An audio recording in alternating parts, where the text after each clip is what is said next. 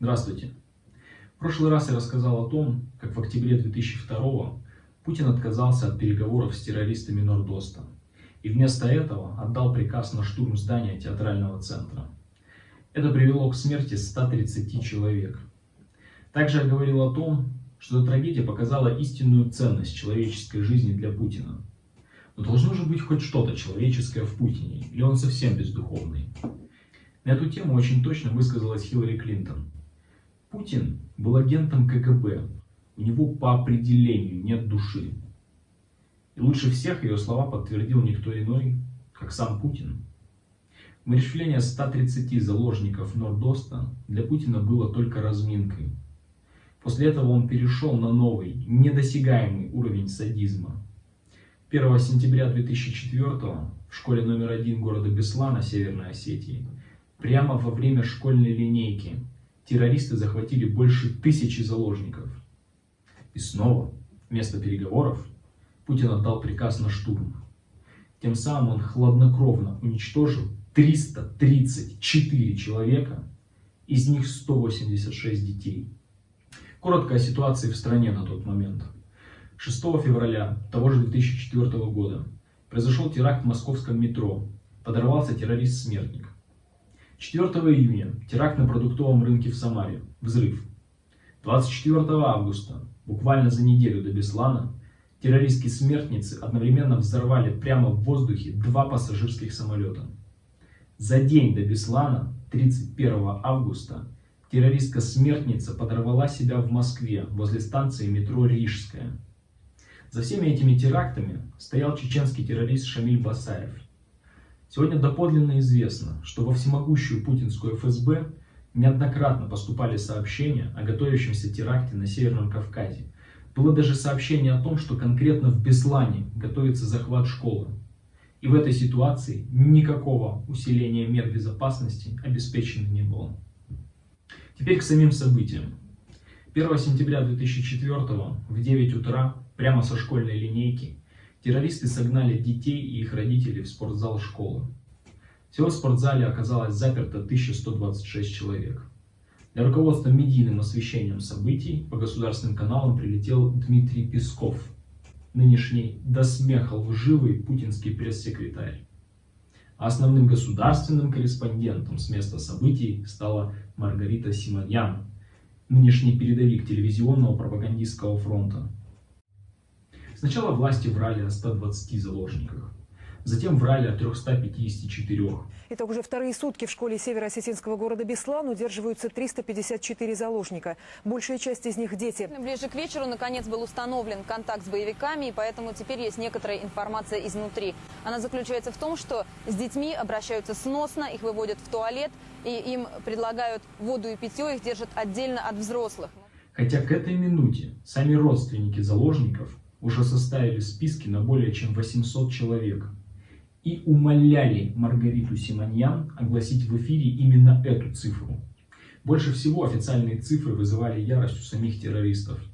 Они так говорили: если ваш Путин считает, что в зале 354 человека, а не 1000, то мы сейчас и поубиваем лишних и реально оставим 354.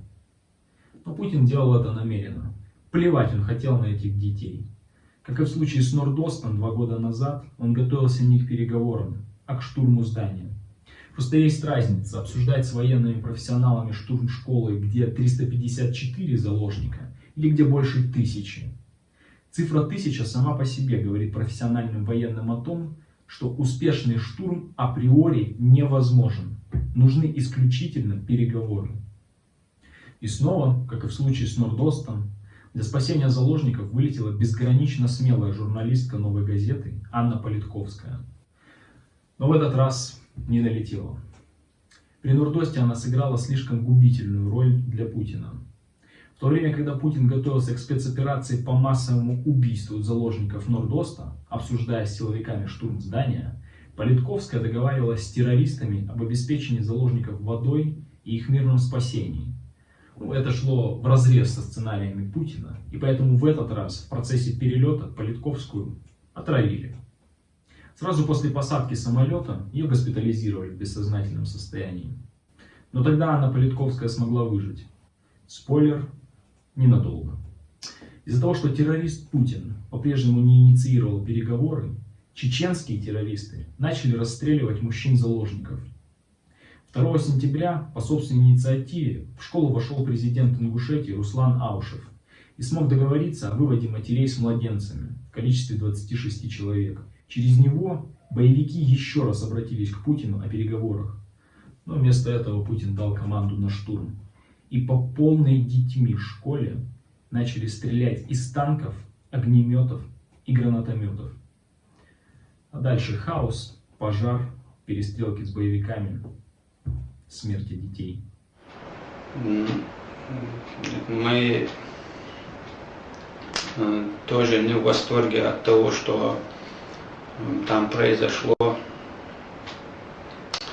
И, честно сказать, я сам даже шокирован тем, что там случилось, и до сих пор нахожусь в стрессовой ситуации. Это потому, что я сам не ожидал такой жестокости от руководства Русни.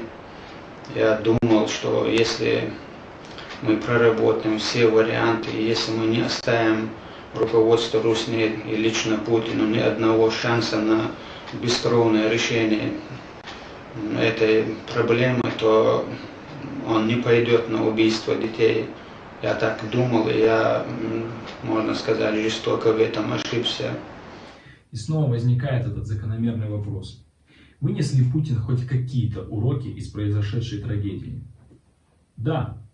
В качестве корректирующих действий он отменил в России выборы губернаторов. Без слез невозможно не только говорить о том, что произошло в Беслане. Невозможно даже думать о том, что произошло в Беслане, без слез. И в этой связи полагаю, что высшие должностные лица субъектов Российской Федерации должны избираться законодательными собраниями территории по представлению главы государства. Сейчас никто ничего не понял, да? Где логика? А тут, знаете, как в стишке. По реке плывет кирпич, деревянный, как стекло. Ну и пусть себе плывет, нам не нужен пенопласт. Тогда вообще никто ничего не понял. Однако суть этого решения Путина была в том, чтобы взять еще больше власти в свои кровавые по локоть руки и назначать руководителями регионов только проверенных, лояльных ему людей. И правда, зачем кто-то будет раскачивать лодку? Нам ведь нужна стабильность. Стабильный демонтаж свободы слова. Стабильное устранение всех несогласных с Путиным. А как результат, стабильное убийство российских граждан и граждан соседних государств под российским флагом. Для всех тех, кто еще не понял, кто такой Владимир Путин, вот вам видеоиздание «Настоящее время». На нем позорные путинские менты в годовщину трагедии разгоняют мирный митинг матерей Беслана. Прекрасно знает, что здесь случилось. Сожгли заложника вместе с террористами. Сожгли! Все против народа. Номер 18. Вот этот Путин тоже против народа, в конце концов. И вы все прекрасно это знаете. Все. Кого вы хотите испугать? Больше того, что мы потеряли, больше хуже не будет. Кого? Убить меня хотите? Давайте убивайте. Кого вы боитесь? А? Матери посмели лично винить Владимира Путина в убийстве их детей. Этих матерей осудили, назначили им штрафы и принудительные работы. Даже они, потерявшие в этой жизни все, в порабощенной Путиным России не имеют права голоса. Что тут говорить о прочих несогласных? На этом на сегодня все. Всем добра. До свидания.